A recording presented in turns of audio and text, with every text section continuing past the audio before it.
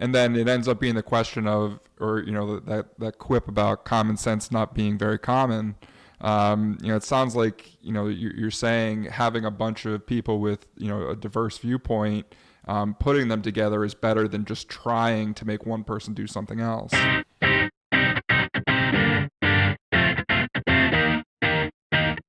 Welcome to 33 Tangents, a roundtable discussion covering a wide variety of topics from digital analytics to working remotely to current happenings in business and technology. Your hosts, Jason Thompson, John Moran, Jen Coons, and myself, Jim Driscoll, all live in different areas of the world, but work together in the same company. Our regular day-to-day conversations often go off in various directions, and the goal of this podcast is to share our ideas and find new ways to engage with others.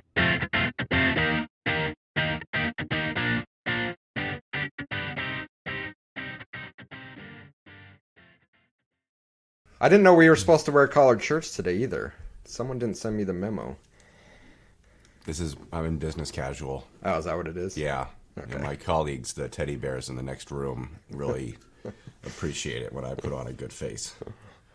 Fair enough. Sorry I'm late. No worries. It should be fun. I don't even think I need to be here. I think we kick the ball off. Kick the ball off? Yeah.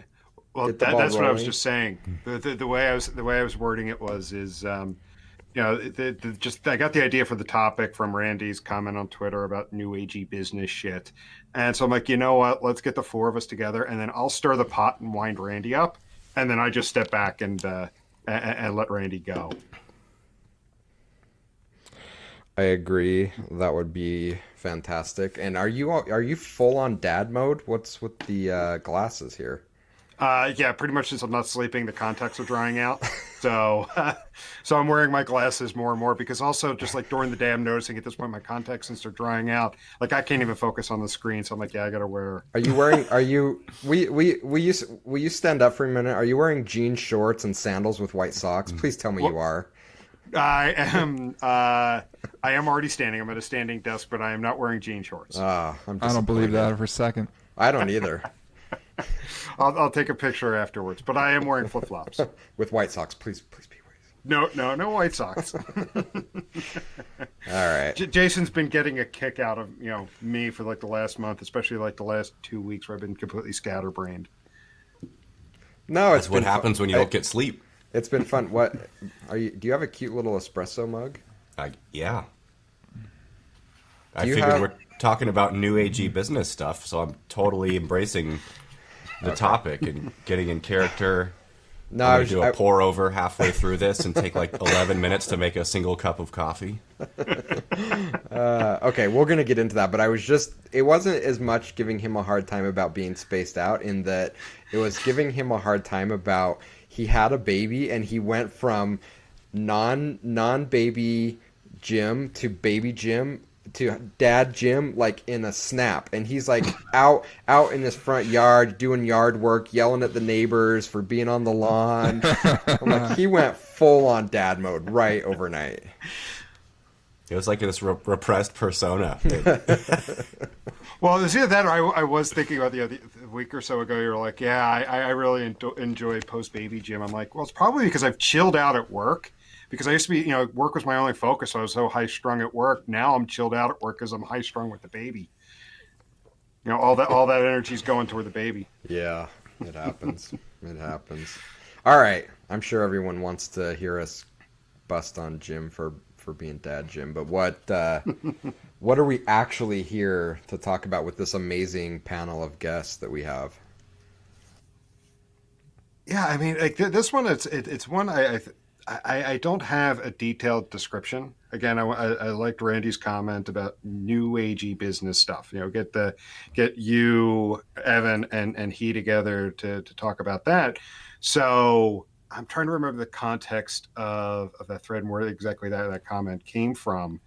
But and just before you joined, Randy, and I were talking. We're like, yeah, well, he and I worked at another company which no longer exists.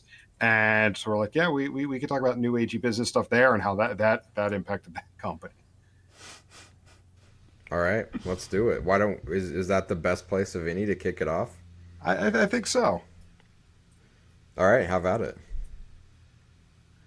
Let's see. I mean, I'm putting well, you no, on I'm the trying to spot. think like where could we start with that place? I mean, Randy, I'm trying to remember when you entered and exited, because at one point we had multiple turnovers in management, and then like every 6 months there was a new focus, and the culture itself would never change. It would just be change in focus and word only, just to keep people going. And they bring people in, and this is an interesting intersection with Evan and what he's building out with his new company Core. Is that's a huge focus of it, right, Evan? Where you're talking about culture and changing it, but it's a very applied, very real compared to a lot of these companies, and I've been part of that where they bring in outside experts to talk about the culture, and it's very. I don't want to say new agey because I'm into some new agey stuff, so I don't want it to sound bad. But it's you end up leaving the meeting feeling good, but then you go back to your day-to-day job the next day, and we didn't solve anything. Yeah, well, it's probably a big part of like what's real versus what's not real, because culture has very real threads that you can go down and talk about, and it has very fake ones. And it's funny, like if you look at, I think it's Fortune magazine or all these different magazines have these best places to work rankings, right? And the culture is talked about in a lot of these places. But what's really funny is calling some of these companies best places to work is kind of like calling certain universities best places to go to school based on how much awesome drinking and extracurricular stuff there is. Like this college is located right next to the mountain, so you can snowboard every day. So it's a great university, and you're like, it's a great location for a university and a great, but the actual point of the university is the education, the skill building, and the qualifications that you gain along the way. And as you rest and recharge, you should be doing a lot of fun stuff. So the school should be fun. But in the best places to work rankings, a lot of them are really terrible places to work, but great places to be.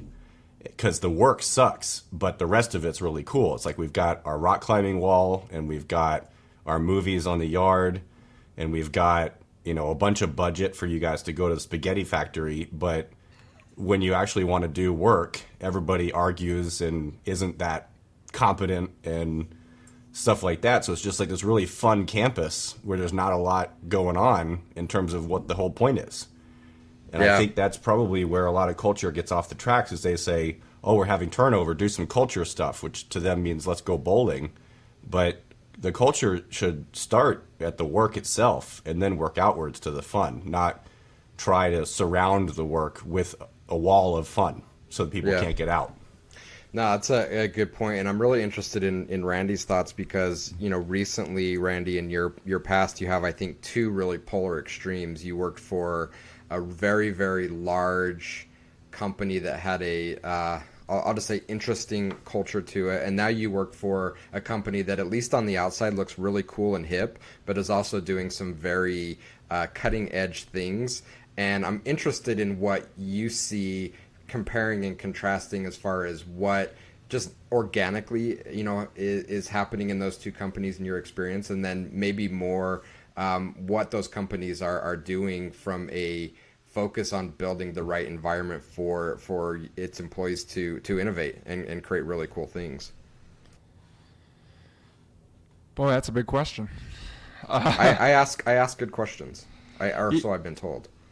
Yeah, so I mean, prior to my current company, I was working at a big megacorp, so 100,000 people, very large media company in Philadelphia. And you two single-handedly put that company out of business? I wish. Where'd you say No, where you that work? was a different one. Okay. I was like, that's an achievement. No, so they will live on for a very long time. But yeah, and so when you work at a company that itself is a holding company for a dozen large brands, and within that every department is like its own small company, you do get into some odd cultures. And Evan was talking about best places to work, and this place is one of those best places to work. And you look at the ratings and you go, really? this is what are we judging this on? And usually, it comes down to benefits or you know things that they say like work-life balance, and all those things are important. Obviously, most people work to support themselves or a family, but when you come down to it, the work sucks, and you come to work and you say, well, I'm not really interested in this topic. Wonder what time lunch is. All these sort of auxiliary things that have nothing to do with work per se. They're really trying to mask the fact that you don't enjoy what you're doing. So luckily I did get away from that. I went over to a company called OmniSci. We focus, the high level summary I think would just be high performance computing. We happen to do it with GPUs, video cards, which really leads to some interesting intersections. I just published a post actually yesterday about recording video game data into a database and then displaying it in real time. And so people can drive in our booth at events, can actually drive around a racetrack, and you actually see their speed, and you're accumulating this data in a database. And then, just because you have, all of this computing horsepower, you can do all sorts of, interesting things with, relaying the data back and rendering the data on GPUs and sending pictures back. And so, you're right, Jason, it really is a polar opposite in the fact of, culture, the types of work. And, I'm sure it comes as no surprise that I enjoy what I'm doing now much more than I have at some of those larger companies in the past. What are you seeing, Evan? You're kind of on the ground, and you get a pretty broad view of what's happening across the spectrum. I know you work with all sorts of companies, small, large, established, newly up and going. What are you seeing as far as what they've tried in the past? We kind of labeled this new agey business bullshit, I think is what we labeled this. What have you seen companies kind of doing that has fallen short? And specifically, what are you kind of positioning to the market? I'm following all the content you're creating on LinkedIn and other places where you're really trying to force people and companies to think different. And I'm not positioning to pitch you a softball to pitch what you're doing, but really more interested in kind of what that positioning looks like. Again, comparing and contrasting. We had Randy with these two polar opposites. I'm interested in your viewpoint as a kind of an outsider, seeing these polar opposites of what you're positioning versus what you may be seeing companies that they've tried things that have maybe fallen short. Yeah. So that's like, I'll echo Randy on this. That's a big question. So I'll try to do like a flyover, and then we'll maybe pick it apart piece by piece. But companies are in adoption curves of these things, right? So it's the same as like a technology adoption curve, that a few people own the iPhone when it first came out, and then more people, and then more people, and more people. So it's the same thing with all of the culture stuff that's going on. And I talk to a lot of people. It comes up all the time, like Harvard Business Review articles. And what's interesting about them is that they kind of represent this inflection point in the adoption curve of a cultural element or a business practice. And if you look at the last 10 covers in a row, they're all about stress and overcommitment and culture and engagement and competence and these meta topics that are kind of like, how could we be good in our day-to-day if we weren't good at people being engaged, or if we weren't good at people being happy and enthusiastic, or whatever the case might be. And the inherent problem with, what does that one say? The age of continuous connection. So you don't even need to read that. That's everything you need to know right on the cover. But the problem with HBR is that it's lagging. You're already in the middle early majority, or at least the early majority of the adoption curve by the time something hits that cover, because if you open that cover up and read the article, you're going to find a lot of statistics and studies and multiple companies that have been through it that are sizable. So these are stories about things that have been going on for years now. And then you read a Fast Company or an Inc. magazine, you see stuff that's a little bit more bleeding edge. And they're less careful, I guess you would say, with their publishing, because they're more apt to publish stuff that has less evidence built underneath it. And what's funny is if you read any of these, you'll see articles like I remember seeing one in HBR about a year and a half ago, and it was about how storytelling increases the ROI. And the study they did was they went to an art gallery and they brought in a group of people and they asked their willingness to pay for different pieces of art that just had the name of the piece and the price. And then they brought in another group of people and asked them their willingness to pay. And underneath each of the works, there was now the name, the price, but a story about what the piece of art was about and why it was made. And the prices of the art with the story, the willingness to pay, was like anywhere from 15 to I think 30% higher as a result of the story. And I'm sitting in my chair reading this saying, I cannot believe that somebody doesn't already know this, right? Like, and that's why the adoption curve happens with these ideas and with things in general is because some people are creative and open-minded and accepting of these things that will create value on the front end, and other people have to wait for somebody else to try them and then prove to them beyond the shadow of a doubt that doing this obvious thing creates value, and be precise about how much value, 15 to 30%, so we can expect 18.73% at our company by telling stories, and they implement it with a complete lack of authenticity, right? So they implement this, let's, it's kind of funny because I think you and I were talking, Jason, about authenticity a couple weeks ago and how companies are like, let's be more authentic, which is like the least authentic thing you can say. Because if we're more authentic, people will like us more. So you're kind of like, oh, you're doing it because of some transactional like outcome that you're hoping for, which is kind of antithetical, right? So what I'm seeing in general is the businesses on the front end, like I like working with companies that are either larger but ready for kind of a new era, or smaller companies in general who are just trying to avoid falling into pits, trying to avoid promoting the wrong person as they grow fast, trying to avoid saying the wrong things at the all hands meetings that are getting misconstrued and take people in different directions. And then I see on the other side companies where I'm kind of in there to be a sounding board because they're like, we're going to do this. And I'm like, oh God, that's a horrible idea. Like, and let me dissect why that's not going to go the way you hope it will. And those companies are much more prone to take these tools, that the things that are in HBR, the things that are earlier in these other publications or get talked about on Twitter from like Keith Raboy or Naval or people like that who are kind of these awesome people on Twitter.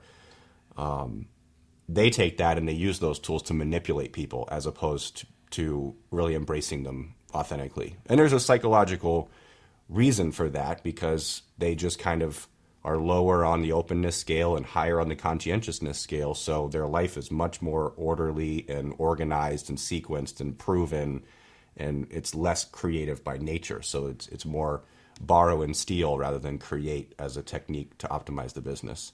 And all that really needs to happen is we just need a better mix of people thinking about what we should be doing in business. We don't need uncreative people to start being more creative. We just need both of them to talk to each other, because the uncreative people, I'm using kind of a mean descriptor there in a sense, I hope it's not taken that way, but the people who are more traditional and less open-minded to new and different ways of doing things also have a lot of important things that we should maintain as we try new things moving forward. So it's the conversation between the multiple types that's the most valuable thing. So, go ahead, Randy. I was going to say that I think that's an interesting point, Evan, because a little further back, you were saying, well, I can't believe that people don't know this. And then it ends up being the question of, or, that quip about common sense not being very common. It sounds like, you're saying having a bunch of people with, a diverse viewpoint, putting them together is better than just trying to make one person do something else. Yeah, I mean, if you go to my website now, you'll see that the headline is this notion of superhuman intelligence. And there's a limit to every person's intelligence. Part of it is just, intelligence, but that's not the part I'm not interested in. I'm interested in the part that with all of our psychologies come value systems, and with value systems come bias systems. And what's really interesting about bias is bias has been researched top to bottom. And, there's still a lot more research to do, but there's so much research on bias. And the most interesting thing that I found on the research on bias is, and the thing that the fewest people seem to understand, is that not everybody has the same types of bias. So if we walk into a room and we say, oh, everybody's biased, we kind of throw our arms up and we just kind of deal with it. But if we realize that my bias and your bias and Jason's bias are different from each other, then we can actually intentionally cover those biases and eliminate them. To say, if one person in a room in a meeting, in some big company is very low in compassion and one person is very high, they're going to see the situation totally differently. And when they both share the way they see the situation, they can both end up smarter than either one of them is capable of being because of the bias that limits their intelligence. And I just kind of define intelligence as it's like chess. How good of a move are you about to make? And the more intelligent player will make better moves. They'll make fewer mistakes, and they'll make those moves faster. And that's the objective of business, is to make as many awesome moves as you can as quickly as you can, particularly in a competitive setting. Yeah, I think that's a good point, especially, if I take a small tangent, I think this is where, like some of those bad decisions, for example, the canonical one to me is open offices, right? And, that decision is probably being made by extroverted people, not realizing that they're just completely wiping out the value that introverted people bring in their workplace. And so, like you say, a bunch of people getting together, not recognizing that bias. Now, of course, everybody looks at it and goes, well, of course open offices are bad, spread disease and they're so loud and people hide from each other. And, but, you didn't have to go a couple years back when everybody's like, well, this is the best thing since, sliced bread. That's a spread disease. I hadn't thought about that one yet. But actually, it's funny because open office floor plans come up a lot in what I do and the people I talk to. And, well, the conversation always turns to, well, why did you build an open office floor plan? For what purpose? And they always say, well, because Google did it. And I said, well, and they said, it's been a disaster, right? And I say, okay, well, again, you have to think about why you did it. You just did it because somebody else did it. And then we need to look at Google. Is Google changing their floor plans? I mean, they have unlimited resources, so are they changing their floor plans? And by and large, they're not. And you go, okay, well, maybe open office floor plans are really good. Maybe they're really bad. But maybe the answer is actually that they're really good in some contexts and really bad in other contexts. So if you're working on Gmail and you've got an iOS app and you've got an Android app and you've got a web interface and you've got all these translations and other features that have to plug in with chat and Hangouts and all these other kinds of things, an open office floor plan is probably amazingly good because the person who works on Hangouts walks by your desks and sees something that you're working on and goes, hey, what's that thing? And we need to stay in sync. So the notion of being interrupted is phenomenal for Google's business model because speed and focus is not as valuable as consistency across the product line. So let me ask you a question to follow up on that, because I think it lends into where I wanted to go next was, we just had this conversation about how can all of this stuff not be common sense, and if I can look at a magazine cover, I already know what the content is and what we should do. My question is then, why aren't more companies doing it, and why are so many companies asking the question, like, how can we do fill in the blank? How can we treat our employees better? How can we be more authentic? How can we whatever, if it's so much common sense? And so I want to come back to what you just mentioned. Is it the fact that we're reading all these articles, we're going out to all these conferences, we're seeing all these case studies, and we're saying, okay, that's the answer, and we're going to take it and apply it directly as written? Are you saying that that's part of the problem? Is it that the solutions are not necessarily the wrong ones, but they're wrong if we just take it as is and don't apply it to what our specific needs are as a company? I'm going to take us to a dark place for a second. Okay. Because it's important, I think. The fundamental reason that companies look the way they look is because the people who are best at achieving power are the ones who want power as a life goal. I mean, it's not a surprise. I like to kid with people that, you know, over my shoulder I've got a few guitars that I play, and I'm not that great of a guitar player. But if I had practiced guitar all day, every day, it's pretty good. It is good. I think you saw yourself well, short there. don't But screw in up my comparison metaphor. to who? Okay, sorry. So, let's say I'm medium. But if I had been practicing guitar every day of my life, most of the day since age 6, I would be incredible at guitar. And there aren't very many people on earth who have practiced that long and with that much focus at guitar. But there are quite a few people who, from age 6 to age 45, have practiced all day, every day, manipulating people. Right? And they're really good at it. And they know that it helps them achieve their goal of gaining power. And that's why you see lots of people. I mean, there's distinctly different types of what I would consider natural leaders in humanity. So you have people who are leaders because of their abilities and they are experts at things. And you have people who are leaders because they know when change is needed and they really kind of spearhead they drive the wedge into the world and start to split it open when it's needed. And then, but there's also throughout all of history this recurrent theme of there are leaders who really aren't particularly good at the thing that they're leading. They're not experts. They're not really trying to change the world. They just are trying to kind of squeeze the world for juice. And they very successfully and very repeatedly become leaders. And I started thinking about that a lot after reading all this stuff I've read. And I just kind of came to that conclusion that if you wanted power your whole life, you'd probably be pretty damn good at getting it. And if that was like your end goal wasn't like to get that power to make the world a better place, but you certainly realize that by telling people you're getting that power to make the world a better place, it makes you more likely to get the power, right?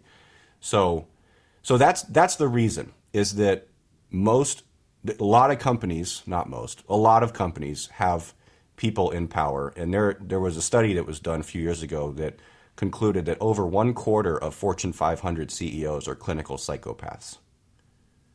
Which all that means in more scientific terms is that they literally have zero compassion. They do not feel the human consequences of their plans or their actions in any way whatsoever. There's no remorse that you hurt somebody. And you hear these phrases, it's not personal, it's business, right? Well, I happen to believe that business is one of the most personal things that there is. I feel the opposite. So that's why it's happening. Because when you don't have compassion, you don't feel what other people feel, and you don't care about the human effect as much as you care about the power effect and the goal achievement. You're trying to drive a quarterly goal or trying to make shareholders happy or whatever it is that you have to do in order to keep that power train chugging along. If you don't have compassion, then you have no reason to create a great culture and a great workplace. All you need to do is check the box on your goal, and if it's checked, it can be Machiavellian, and you're done, you're good, and you're covered. And then somebody come around and say, boy, this sure did create a lot of collateral damage. And you say, well, the collateral damage wasn't my goal, right? We met the goal, but now we'll go make a goal for the collateral damage. And it allows companies to kind of zigzag their way through the world. So that's it. It's that people who are principally concerned with power, that is pretty much synonymous with being low in compassion. And then you get that power and that you have that low compassion, so you have a lack of care. You have no fucks to give. and that's what's really happening. So turning the ship, and what I love about HBR is it's kind of proving that compassion has a return on investment and can align with the goals of capitalism. It doesn't have to be one or the other. And the more that we can blend that, I guess, Randy, you said earlier that where my head goes is why we don't understand this, and how it surprises me that people don't understand this is business is just a bunch of humans. So it shouldn't surprise us that human stuff works really well in business, right? It's not. That's why I'm so dumbfounded by it. Like, humans love stories, and business is a bunch of humans. So it stands to reason that stories in business will be loved by humans, and that will work out pretty well. But other people who are less compassionate, don't really care about the human element, so they lose touch with those types of values. I know that's a long answer, but hopefully No, a that helpful was one. it was good, and I went from no longer being scared, but I went to being depressed. I know it's depressing, but it's also really important to face reality, so that when we hash out plans for how to move things forward, that they're actually plans that stick to the reality that's out there, and they're not attempting to stick to some fake reality that doesn't exist. Yeah, you reminded me of college, in grad school, and I know college isn't the cool thing to like do because everyone's so anti higher education right now. But I had one class in graduate school that I clearly remember as being a life-changing moment for me.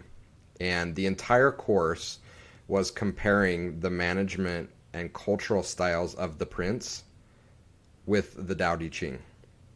It's when I started getting into Taoism and Buddhism after that, and I left that knowing that if I was ever to build a business, I was going to build a business based more on Lao Tzu than Machiavelli. But the consensus was that if you want to build a feel-good business where people are happy, you go down the route of the Tao. If you want to build a business that's going to change the world and make lots and lots of money, you go down the path of the prince. And I want to believe in what you said, that there's some kind of medium point in there, and I guess that's why I love Patagonia so much, is I believe that they've found that middle point. But it seems like there's often those extremes. In fact, I've heard it firsthand. We've had the opportunity to have a couple companies, for who knows why, interested in having conversations about purchasing 33 sticks, even though that's not a conversation. It's not up for debate.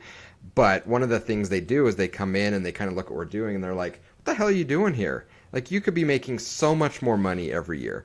And my answer is always, I know, but all of my people would be miserable. So I got to believe there's some kind of happy medium where we continue to make more money, but we don't put at risk the happiness of our people. Yeah, it's unreal. I mean, I've had that conversation with many people of, if we want to make 10% more money this year, or 15% more money this year, we could quadruple our stress. And I think you just have to look at where the lines cross. And that's what I think you do a nice job of, and very few people do a nice job of, again, because of that compassion element, that if you lack compassion, you don't feel the negative impact of pushing harder. You see the opportunity to make 10-15% more to the bottom line, which is a significant amount, but there's also that trade-off of how much more stress do we bring into the environment in order to hit that number. And what I've found is that if you kind of step back and take a longer term view, what you'll also realize is that in those times of stress and pushing much harder, you also create a lot more scar tissue and inefficiency, and you kind of architect quick fixes and duct tape things together. And then you get 24, 36 months down the road, and particularly in products, you see this a lot, ship things out the door, get them out quickly, and then 36 months down the road, the architecture literally can't stand anymore. It's breaking under its own volume, or little stuff like, and we saw this in the early days of iPhones, right? That applications with memory leaks would just kind of cripple themselves over time. And that's what organizations do, is they have these little leaks inside of them, and then they start to grind and grind and grind. And it's not uncommon for product organizations, even ones that are very well respected in our industry and in others, to have 50, 60, 70, 75% of their engineering bandwidth going toward fixing bugs and technical debt rather than building new product. And you go, like, that's three quarters of a very highly paid workforce is in the cancer removal business most of the year. It's really unbelievable. So I don't know that we're ever going to have a nice era where we have long-term focused people outnumbering and outpowering short-term focused people. But we can be a lot better about showing what that looks like. And I do think that we're in an era where it's getting a lot better. I mean, there's more businesses doing it right now and not making that sacrifice in trade, because turnover is so much of a bigger risk for people now. And that's I think one of the benefits of remote work as a movement is that it increases the stakes for turnover, like really dramatically. And the economy's good and everything's kind of all happening at the same time right now. So companies have to be on their best behavior. And I just hope more of them decide to not be on their best behavior because they're pretending, but to be on their best behavior because it only makes sense. Yeah, no, that's a great point. Randy, I'm interested in your thoughts. I think you're in a very unique position where you work for a company in Silicon Valley, but you're based in Philly. So you've kind of got a foot in both worlds. And we continue to see a lot of thought leadership come out of Silicon Valley, especially on LinkedIn and other platforms that are basically saying, if we're not working 20 hours a day, if we're not running as fast as we can to the point of bending over and puking and passing out, then we're losers. It's all about, to Evan's point, some of these short-term thinking so we can build up a facade to get more and more investment. What are you seeing? And again, I think you're in a unique position because you work for a company in the Valley, but you're not necessarily based there. And so you have two different worlds that you're part of. Yeah, I mean, there's definitely a lot of that hustle, grind, weird mentality that I think comes out of, as you put, Silicon Valley. Not being, in that environment, I actually literally just flew back from San Francisco last night, so I was just there. You do get that feeling. I mean, just driving down the street, the billboards you see, right? You don't see, consumer products. You see B2B billboards, right? You need, this product you've never heard of, right? It's going to, get 10% more, as I've been saying. For me, being removed from that environment, and also being removed from an office environment in general has really helps me focus on what it is that we actually want to achieve. My current role is really to inspire other people to think about their problems, especially if they need to do analytics at a very fast pace, and in the millisecond type range. And it's kind of ironic that not being part of that really high pressure environment that I would consider the California-ish area being, I can actually take a step back and focus and say, okay, well, what are the things that I need to do? What are the problems I think people have? And actually build these things. And there's, that saying, what is it? Slow is smooth and smooth is fast, right? We can sit here and plan out what we're going to do, and then, actually, do things at a very high pace in lower amounts of hours. And so, I think, lucky, one, in my role that I don't have to, or not in my role, in the company, we don't have that, that constant 20-hour, churn, nobody's leaving here until this product ships. We don't do that. And I think we're better off for it. Yeah, and to piggyback off of what you just said there about the slow is smooth and smooth is fast. Yeah, I think actually the Navy SEALs say go slow to go fast. I think that's one of the core things there. And that what they mean is, like, if you're in the middle of something and you need to reload, or you don't want to rush it and sit there like kind of bumbling around with it. You want to get it right on the first try. And I think the most interesting thing that I found in the last 8 or 9 years of reading and research that I've done on this stuff is correlations with life success on the personal level, and how that can be carried over to the business level. And the most correlated personality trait with success is called conscientiousness. And conscientiousness essentially breaks down into how industrious, how hardworking you are, and how organized you are. And we all know people like this who are just super organized. They're like their own project manager for life, and they've just got all their ducks in a row.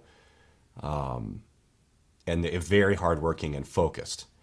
And the only problem with that is that the number one most correlated factor of success for a person, so outside of personality, is IQ. And it is 6 times more correlated with success than conscientiousness. So what you just said is, let's make smart moves, not just work hard all the time. And the reason that it's 6 times more correlated is because IQ, the more IQ you have, in the way that this works in the research, is that you make fewer mistakes, you create less waste, you go the wrong direction fewer times, you spend less of your time on less valuable things, because the intelligence that's fueling what you decide to do when you are in your acting time is so much higher. And you see quotes from Abraham Lincoln and Albert Einstein and many others that talk about these things. Like Abraham Lincoln said, if you give me 6 hours to chop down a tree, I'll spend the first 4 hours sharpening the axe. This is so consistent that the smartest, greatest people in history have said, I'm going to try to make sure that I get it right the first time. And that's what's going to make me really fast. And what's cool about IQ and intelligence is most people think that if we sit around and plan, right, that sounds like time. They hear plan and they hear long time. And the truth is that when we get really good at intelligence as an organization, so let's leave this IQ on individual level behind for a second, because in companies that's not that important. We don't need a bunch of ultra high IQ individuals. We need the IQ of all individuals aggregating in the company.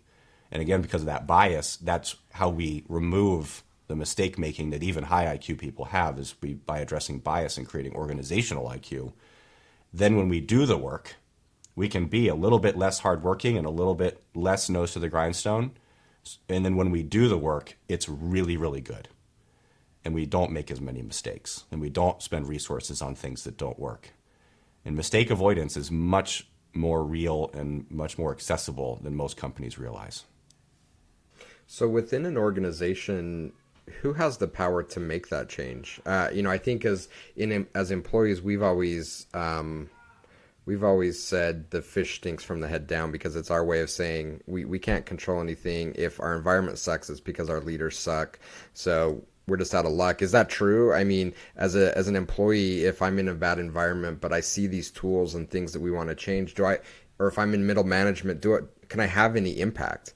Yeah, I think absolutely. I think it's unfair in order to get that impact, and you have to get that through your head that it's going to be unfair, and that's unfair, which is the definition of unfair, right? So it's like you're going to have to do a lot more work. So, for example, you'll have to become an amazing storyteller. Let's say, for example, as an analyst, everybody's asking you for average conversion rate and average this and average that and aggregate number of this and all these types of, or average order value and all these types of things, right?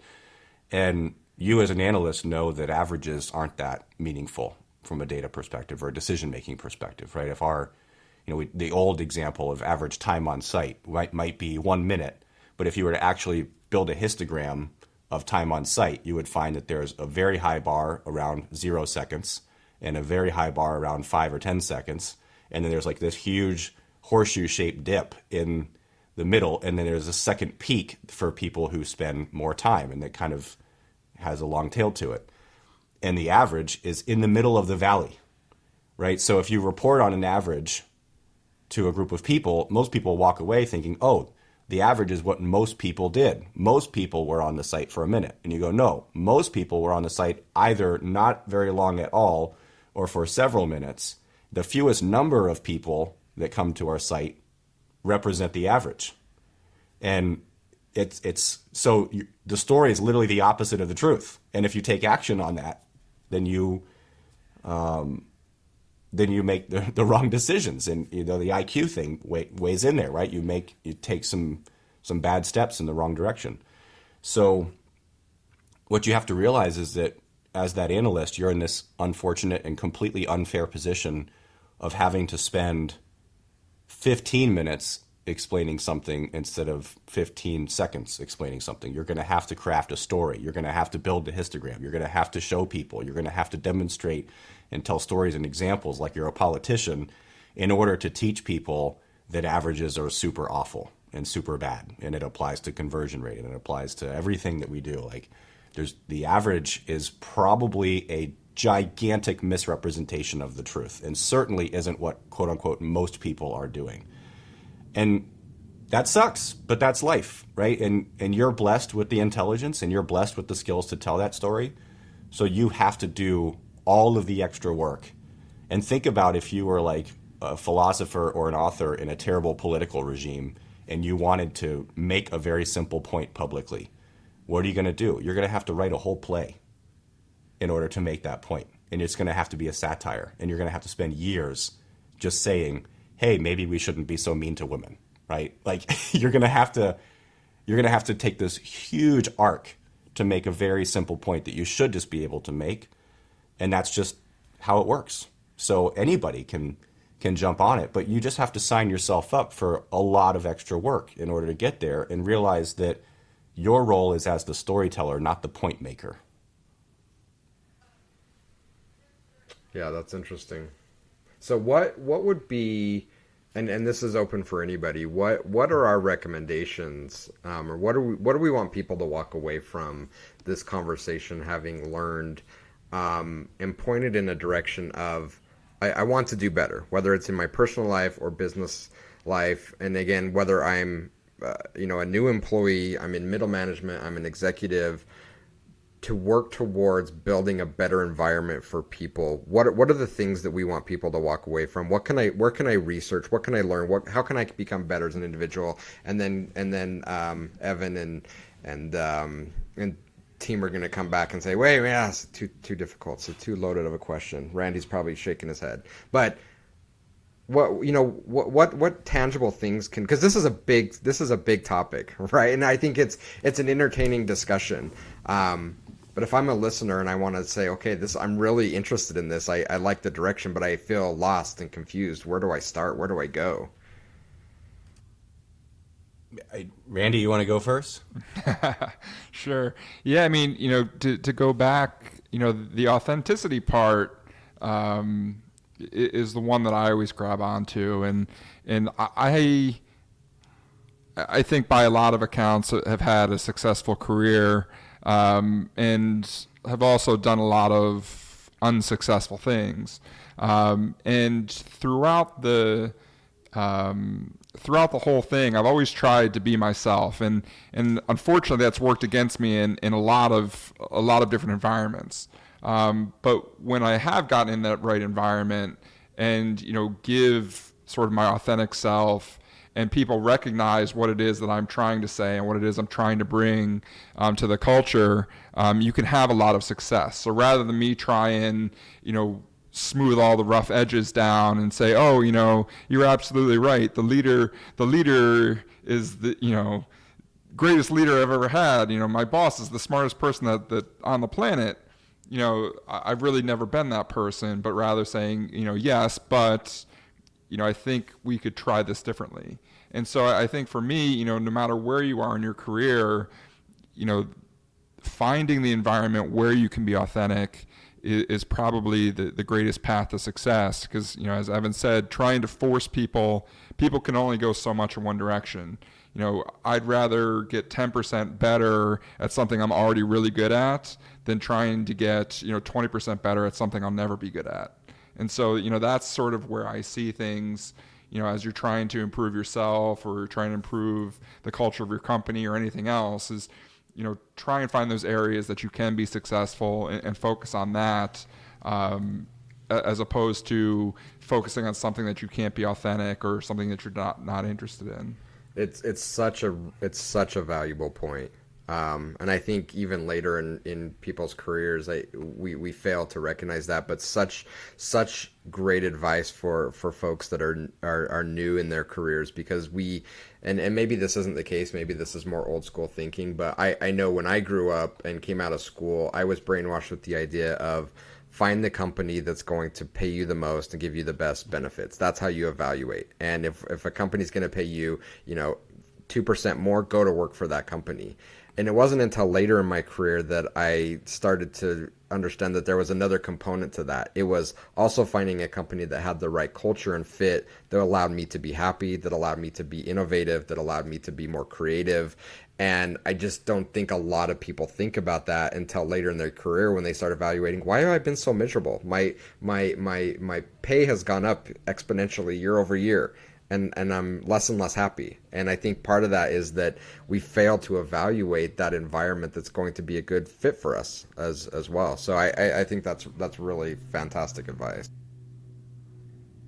Yeah, I love it, and I think there's two scenarios to think about from an actionability perspective. There's the bloom where you're planted scenario, which is where you need to take up the torch of becoming a great storyteller, and as a great storyteller, you'll be more successful than your baseline anywhere. You'll be able to overcome a lot of obstacles, and there's always going to be obstacles. You just want to Randy's point, find an environment that has obstacles that aren't so tall, and so that you can spend more of that storytelling time driving outcomes and getting people on the same page. And it's totally cliche, but totally true that you don't go looking for a job, you go looking for a boss. And Gallup did a survey or a study about 2 years ago, and the study concluded that 82% of managers fail. And this is why everybody's so miserable. And that's 82% to us is basically 100%. If you're in our, that's like randomness. If you succeed 18% of the time, that's like throwing dice with a certain number of sides, and it's just totally random. It's not like our methods are effective 18% of the time. It's our methods are never effective, and we just accidentally get it right sometimes. So it's helpful to know these figures because as you're planning your own career, you need to realize that 82% of the people you're going to meet with who might be your boss could be a total bozo. And you need to avoid that total bozo big time, because it doesn't matter how good you are. You're going to have to be the best story. You're going to have to be Maya Angelou storyteller in order to survive that person. So you have to hunt down with a lot of rigor who you're going to work with. And of course you want to fit to the project and a fit to the work, but you have to have that fit. It's non-negotiable to have that fit with the leader, knowing that so many of them fail. And that's conclusive data. That's real stuff. So definitely do that. And then once you're there, try to get everybody finishing every sentence with, what am I missing? I have no problem with people saying articulating how they feel about something or what they think is true, as long as they finish the sentence with, what am I missing? So, most people spend this much time on the site. What am I missing? Well, you're missing the fact that that's an average, and here's the actual breakdown, right? And as long as people are volunteering what they're missing, then you don't have to deal with combat in order to correct people. If people don't say, what am I missing? They just state these facts, then you have to say, well, you're wrong. And all of a sudden now we've got a personal problem and not just a factual problem. Awesome conversation, Jim. Any thoughts you want to throw in to wrap it up? This has been a fun conversation, and again, I think there's lots that people can take away. I'm going to have to go back and re-listen to this one really carefully before we publish it, and I think we referenced a lot of things that I want to link up in the notes for the show for people to go do some additional research. But yeah, Jim, last thoughts? Yeah, I know we're tight on time, so we can go ahead and wrap up. But I think that the one thing I was thinking of as listening to everybody as we were going through this is just because something worked for somebody else doesn't mean it's going to work for you. Harkening back to Google and the open office, everyone was doing that because Google was doing that. Don't be a copycat. Find your own way. Agreed. Gentlemen, fantastic conversation, Randy. Thank you for taking time, just getting back to the East Coast from your time in the Valley. I appreciate you jumping on with us, Evan. As always, fantastic having you on, and appreciate the time and great discussion. Yeah, guys. Thanks for having me. Take care. Thanks, guys.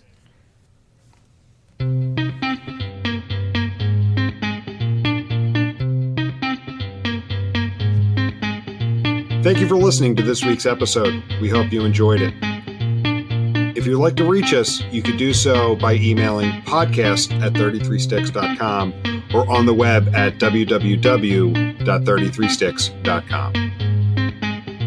The 33 Tangents podcast is a production of 33 Sticks.